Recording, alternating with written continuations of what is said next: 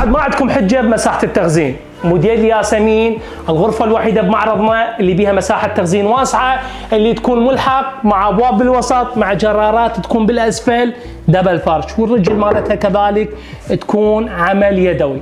موديل ياسمين هاي الغرفه ضمن اعمال الدرجه الممتازه وضمن الاصباغ الصاجي. هاي الغرفه جدا ثقيله وبالعافيه عليكم. الغرفه تكون الوجه مالتها 5 ملم مع قفل ابواب، كذلك هذا قفل ابواب يكون 5 ملم فقط، الداخل يكون 4 ملم، يعني الوجه مع قفل ابواب يكون 5 ملم صاج طبيعي. هاي الغرفه ضمن اعمال الدرجه الممتازه. اعمال الدرجه الممتازه تكون قفل ابواب 5 ملم، كل الغرفه الوجه مالتها مع الصفح مع قفل ابواب يكون 5 ملم. الغرفه تكون لف الابواب المجرات مع ديدنج الكنتور مع التاج تكون زاد. بالنسبه للرجل، هذه الرجل مالتها تكون مغلف مكبوسه وجهين 5 ملم ويكون عباره عن خشب شاب. كل الغرفه تكون دبل فرش، المجرات تكون حفره بالخشب. اما بالنسبه لقياسات الغرفه، طول الكنتور يجي 3 امتار و60، ارتفاعها مترتين و55، النزال يكون 60 سنتي. هاي الغرفه انصح بها جميع زبائن معرض ومعمل خزرجي للاثاث العراق. نحكي بالتفاصيل والتقاطيع الداخليه. طبعا هذه الاطارات او الحاميل اللي مشتغليها تكون 4.5 سنتيم، تكون ضربتين منطيها نزاكه ومنطيها جماليه. بالنسبه للابواب اللي يكون من جهه اليمين يكون رفع عدد واحد مع بوري. طبعا التقاطيع الداخليه قابله للتغيير، نقدر نتحكم بها مثل ما معودكم دائما. مع ملحق جاي تلاحظون مساحه التخزين اللي تكون واسعه بموديل الياسمين الملحق، مع مجرات تكون حفره بالخشب لسهوله الاستخدام. الابواب اللي تكون بالوسط كذلك ملحق مع رفوف عدد 2.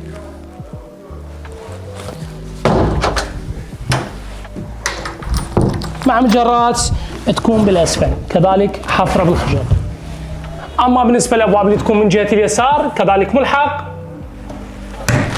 والقاصه الداخليه اللي بالداخل وقاطع مخفي داخلي يكون نفس الدنقه الخارجيه مع قاصه مع بوري من جهه اليسار.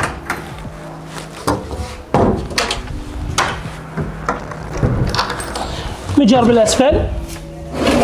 هاي بالنسبه للكنتور. اما بالنسبه للزاويه، الزاويه تكون كنتوريه بارتفاع الكنتور، طول مالتها 1.20 متر، ارتفاعها 2.55 متر، النزال يكون 60 سنتيم. بالنسبه للزاويه تكون ملحق، يعني الكنتور والزاويه في خانه وضلع 4 امتار و80.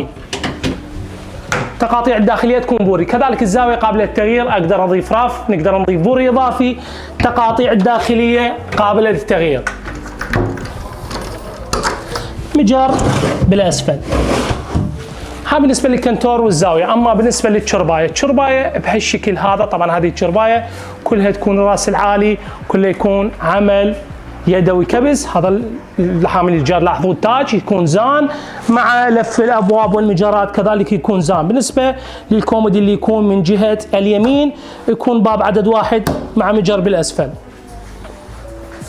اما بالنسبه للكومودي يكون من جهه اليسار كذلك باب عدد واحد مع مجر.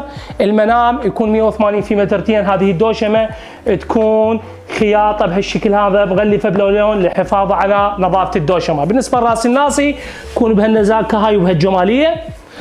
اما بالنسبه لميز المرايه، ميز المرايه تفاصيله جدا ناسكه ومميزه. السطح يكون عدل، ابواب وتفاصيل ومساحه خزن، ابواب عدد 2 يمين ويسار مع 3 جرارات في الوسط. كل المجرات تكون حفره بالخشب مع طابريه جلوس تكون هديه. طول الميز مرايه للنساء يكون 160 سنتيم. اما بالنسبه للكومودي الجزامه يكون ابواب عدد 2 مع رف داخلي مع مجر بالاسفل. كل هاي المواصفات اللي طرقنا لها بموديل ياسمين قليل بحقها. هاي الغرفه ضمن اعمال الدرجه الممتازه وضمن الاصباغ الصاجي، سعرها 3,750,000 مع الشد والتوصيل مجاني. خدمه التوصيل والشد مجاني الى جميع محافظات العراق. اكو بعض المواصفات ما تطرقنا لها ضيق الوقت. نأكد عنواننا حله شارع ابو قاسم مجاور مكة الابراهيمي، طبيب الاسنان، خدمه التوصيل والشد مجاني الى جميع محافظات العراق. هاي الغرفه بها بدون ملحق، يعني هذا الملحق الفوق ما موجود، سعرها 3,500,000. اما الملحق سعرها 3,750,000 مع الشد والتوصيل مجاني. تحياتي لكم.